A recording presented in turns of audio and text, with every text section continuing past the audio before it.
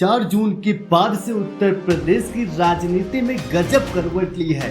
80 का 80 नारा देकर चुनाव में उतरी बीजेपी को समाजवादी पार्टी ने ऐसा झटका दिया है कि लखनऊ से दिल्ली तक चिंतन मंथन और समझ का सिलसिला शुरू हो गया है। रिपोर्ट बीजेपी की टॉप लीडरशिप तक पहुंच चुकी है। कमी दूर हो पाती उससे पहले एक और अग्नि परीक्षा ने दस्तक दे दिया है। इस अग्नि परीक्षा का नाम है 10 का दम। क्या है पूरी खबर, आइए बात करते हैं। दरअसल उत्तर प्रदेश की 10 विधानसभा सीटों का उपचुनाव होना है।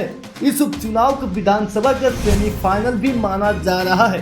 अभी इनमें से 5 सीटें राजग यानी कि एनडीए तो 5 सपा की है। अब भाजपा के सामने या बेहतर प्रदर्शन करने का संगठन को लोकसभा चुनाव में हुए नुकसान की हताशा से उबारने की बड़ी चुनौती है। लोकसभा चुनाव में आशातीत परिणाम न मिलने से चिंतन में डूबे भाजपा यानी कि बीजेपी खेमे की चिंता को 7 राज्यों की 13 सीटों पर भी उपचुनाव के परिणामों ने और बढ़ा दी है। 13 में सिर्फ 2 सीटों पर सिमटी भाजपा के लिए यह ढांढस का तर्क हो सकता है कि उपचुनाव में सत्ताधारी दल के प्रभावी रहने का ट्रेंड है, लेकिन यही तर्क सबसे बड़ा राज्य उत्तर प्रदेश में बड़ी चुनौती के रूप में उसकी प्रतीक्षा कर रहा है।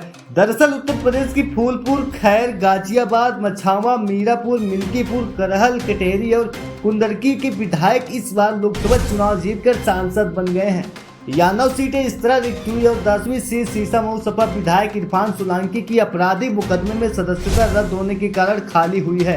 इन सीटों पर उपचुनाव की अभी घोषणा नहीं हुई है, लेकिन इनके लिए तैयारी मुख्य विपक्षी सपा के साथ ही भाजपा ने शुरू कर दी है।